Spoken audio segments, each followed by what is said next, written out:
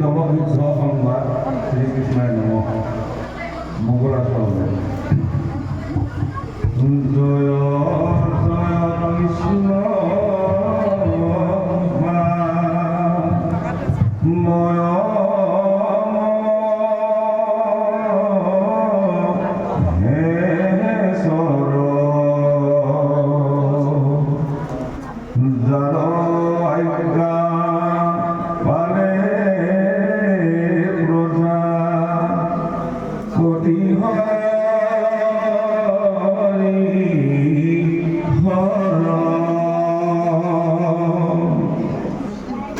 কোটি কোটি ব্রহ্মাণ্ড সদন্ত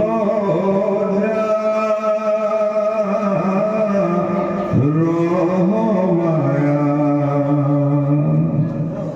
জয় সনাতন নিত্য নিরঞ্জন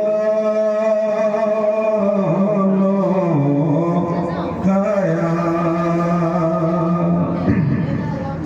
নম মধুরিপুরাম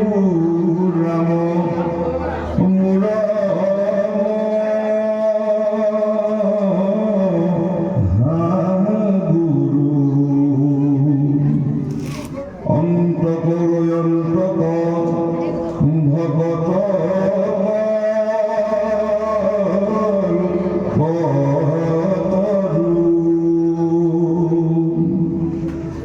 আতি পাতকি উদরে যাহা সুমরণে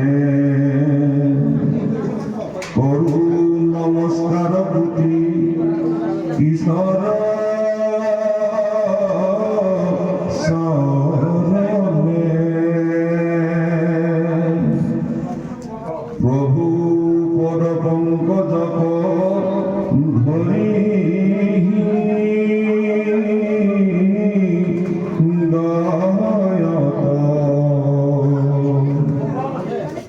যেন মতে বুঝুটিকা ভাই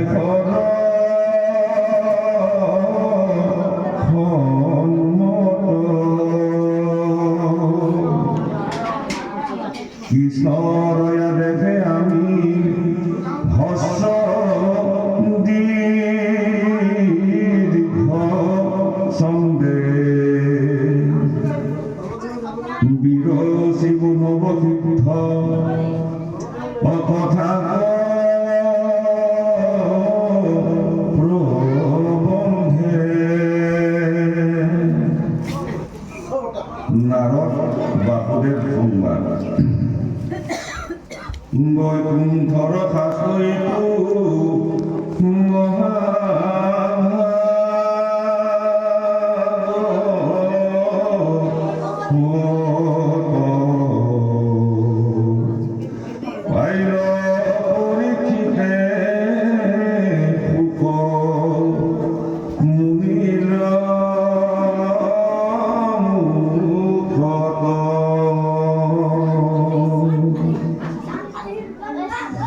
দিন ঘুরি সুখে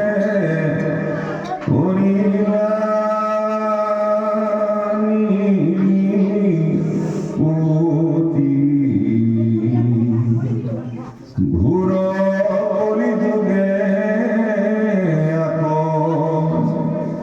পরে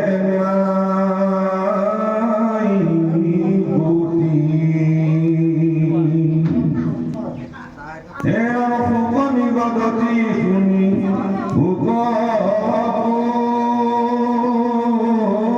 পরীক্ষিত বহুদেব নারদ সংবাদ বিপরীত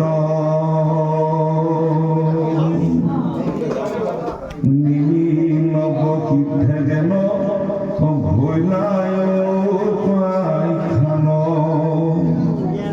বহু খাব শেষ রাজা ভুলো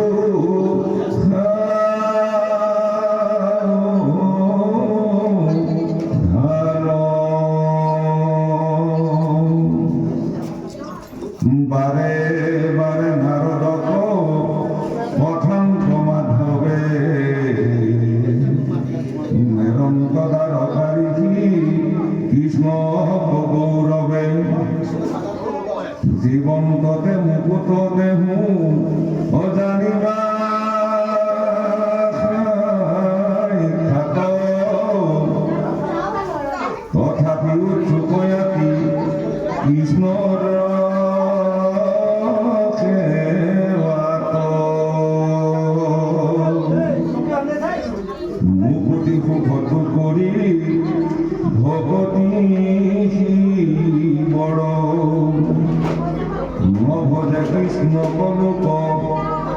কিনো কৰ্ম জৰ বাক্য কৰ্ম মনোমুখ আছয় মানে যাৰ কৃষ্ণ ভগতিত সমস অতৰে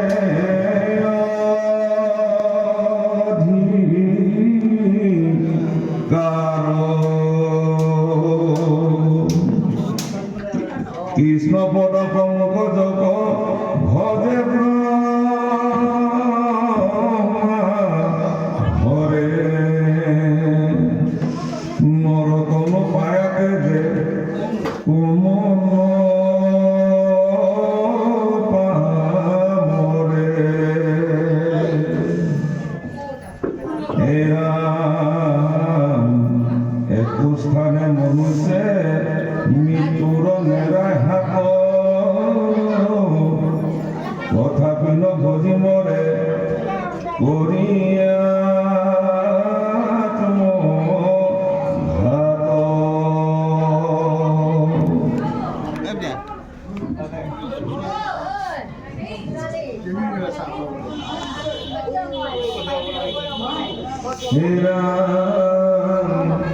কৃষ্ণর সেবাতে সে মাত্র গোসল মৃত্যু ভয় জানিয়া কৃষ্ণক ভজা করিয়া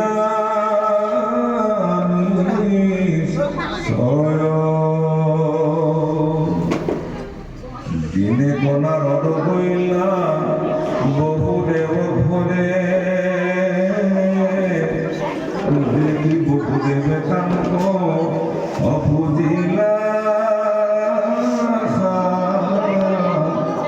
দরে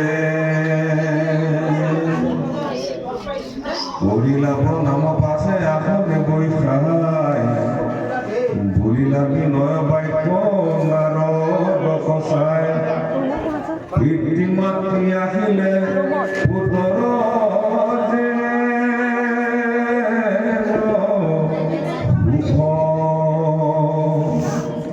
সম্পয়াগমনত দুঃখিৰয় গোচৰ দুখ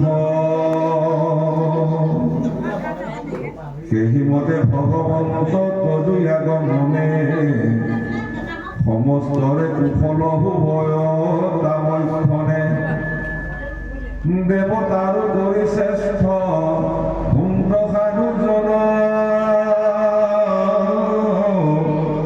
সাধু ভক্তে সৰ্বসুখ ভুৱয়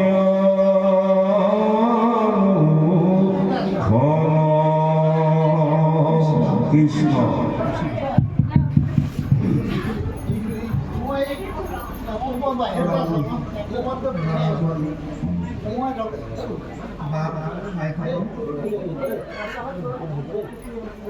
আজি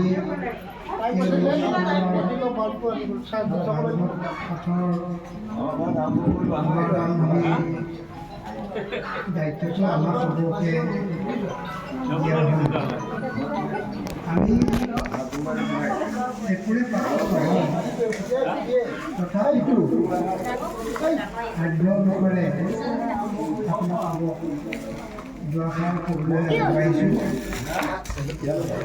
ইয়াতে কিবা হয় গুণ গঞ্জনি হয় আপোন যোনে ক্ষমা কৰিব এতিয়া আমাৰ পাঠৰ প্ৰসংগটো আহিছে ভালকে পাইছানে? সন্মুখলৈ যাব আৰু নিমিষিদ্ধ সংবাদ নামৰে আখ্যান্তি আমালৈ আগবঢ়াইছে আমাৰ উপযুক্ত মাননীয় বাপগৰাকীয়ে ভাগৱতৰ আঠটো কিছু দাঙি ধৰিছে আপোনালোকে কিছু বুজিছে গতিকে সেই সম্বন্ধে মই বৰলৈ ক'বলৈ নাযাওঁ এতিয়া অলপ কথা হ'লেও আমি ভাগৱত কমলবৰ্তন সম্বন্ধে অলপ সময় আমি চুই যাব লাগিব। এতিয়া প্ৰথম প্ৰশ্নটো হ'ল যে নিমি ৰজা নৱসিদ্ধই কিখিনি কথা ক'বলৈ গৈছে, সেই কথাখিনি ইয়াত আগবাঢ়ি আহিছে। প্ৰথম কথা হ'ল যে বাপজনাই আনিলে গৈছে চাৰিসিদ্ধৰ কথা, আনন্দ সনাতন সনত কুমাৰ এই চাৰিসিদ্ধৰ কথা আনিলাই গৈছে। তেখেতলোক ব্ৰহ্মাৰ মানৱ পুত্ৰ। এতিয়া এই আমাৰ নৱসিদ্ধ কোন? চাৰিসিদ্ধৰ কথাটো আমি বাৰু জানিছোঁ, এই নৱসিদ্ধৰ কথাটো কোন সেই কথাটো আমি ইয়াতে নিশ্চয় এটা আলোচনালৈ টানিব লাগিব। কাৰণ নৱসিদ্ধৰ কথাটো এখেতবিলাক কোন হয়। গতিকে এইকেইজন সিদ্ধ পুৰুষ, এই নজন সিদ্ধ পুৰুষ হয়। এখেতলোক ভগৱান ঋষভদেৱৰ পুত্ৰ। ভগৱান ঋষভদেৱৰ পুত্ৰ হয়। কবি হৰি অন্তৰিক্ষ প্ৰবুদ্ধ অপৰ পিপলায়ন অৰিউচ্চ অনন্তৰ দ্ৰবিড় শ্ৰমিক কৰ ভাজন কনিষ্ঠ এই নৱজন বইলা পৰম বিশিষ্ট। এই নজন হ'ল সিদ্ধ, নৱসিদ্ধ। এইসকল হ'ল ঋষভদেৱৰ পুত্ৰ।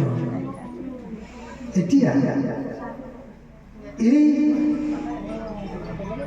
তেখেতসকলৰ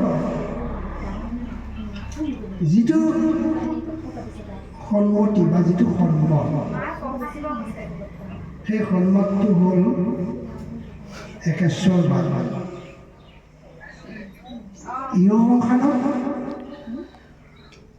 মুক্তিদাতা একমাত্ৰ ঈশ্বৰ,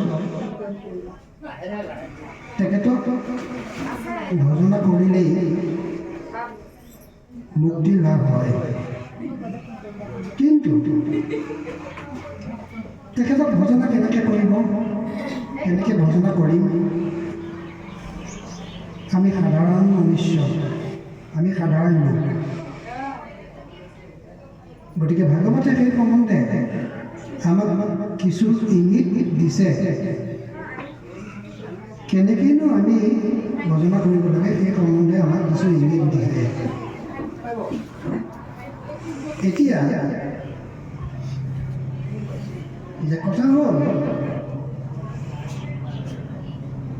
ভাগ্য বইলা কিন্তু কৰিতো প্ৰচাৰ শ্ৰৱণ মাত্ৰকে কৰি সংসাৰৰ পাৰ।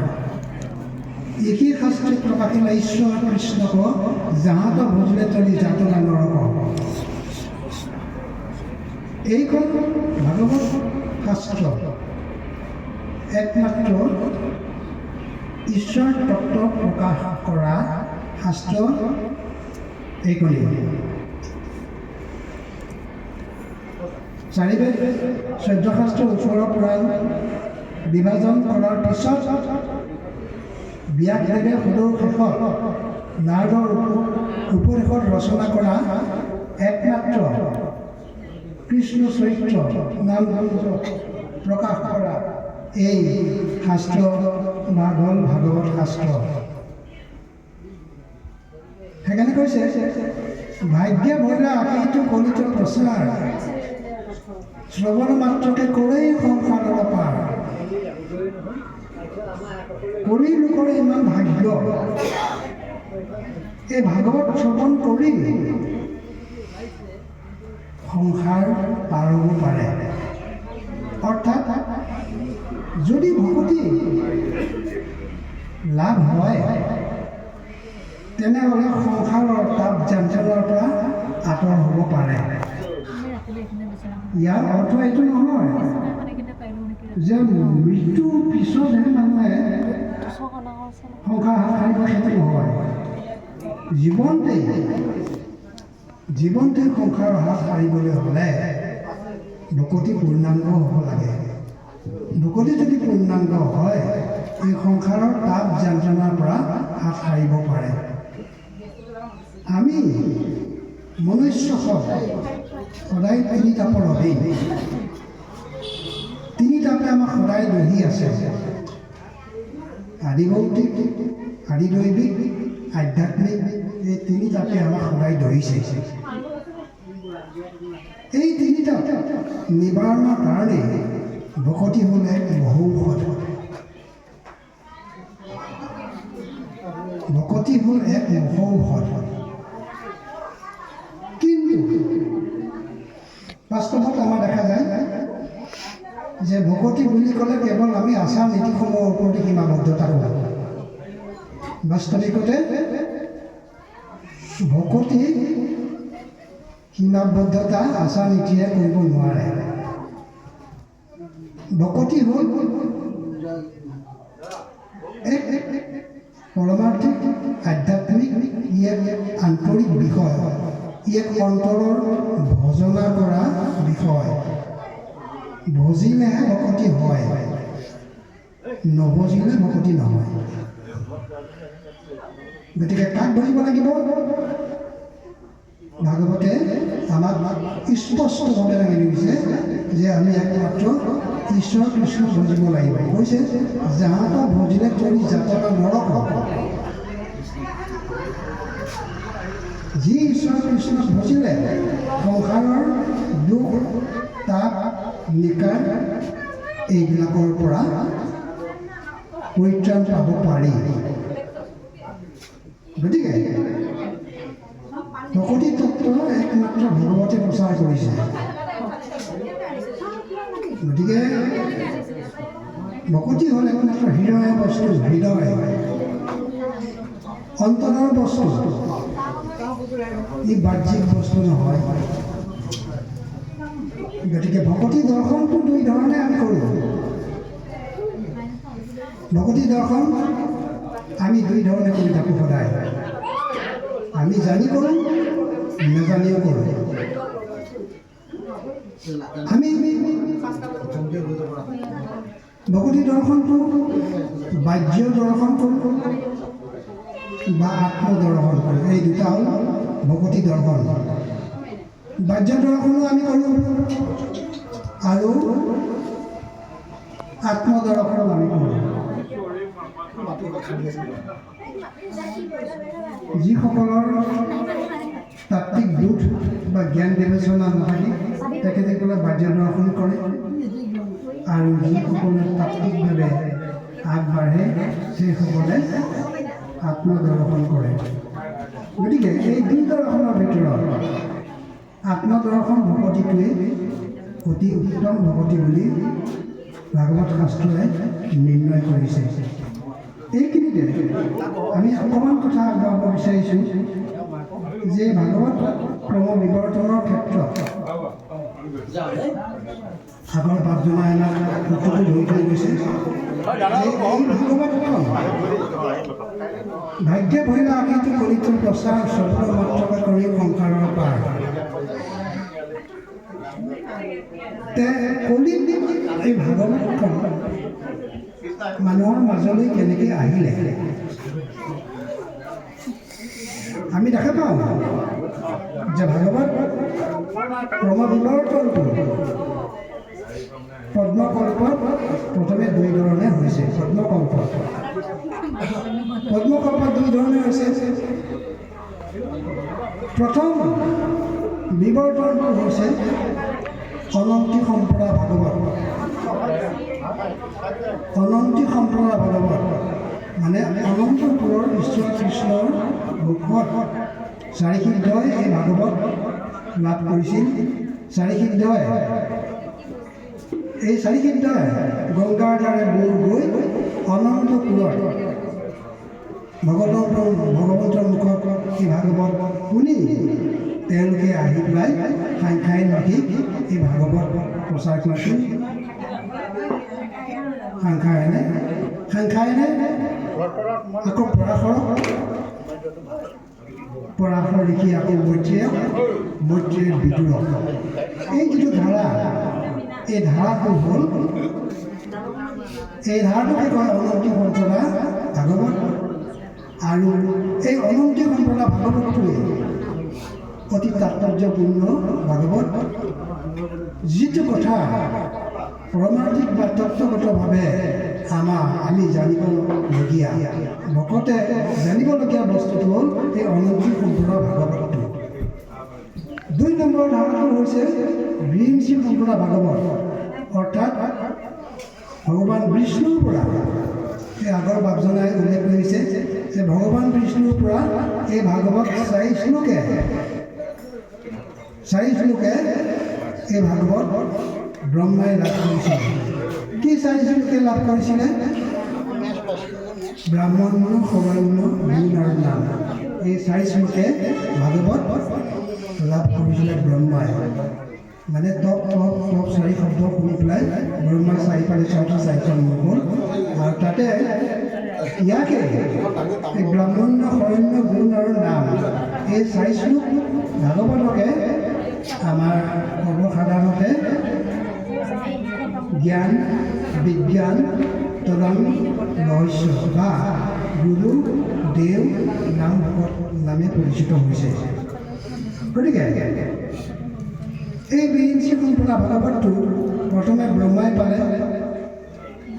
ব্ৰহ্মাৰ পৰা নাৰদে পালে, নাৰদৰ পৰা ব্যাসে পালে, ব্যাসৰ পৰা শুকে, শুকৰ পৰা পৰীক্ষিতে।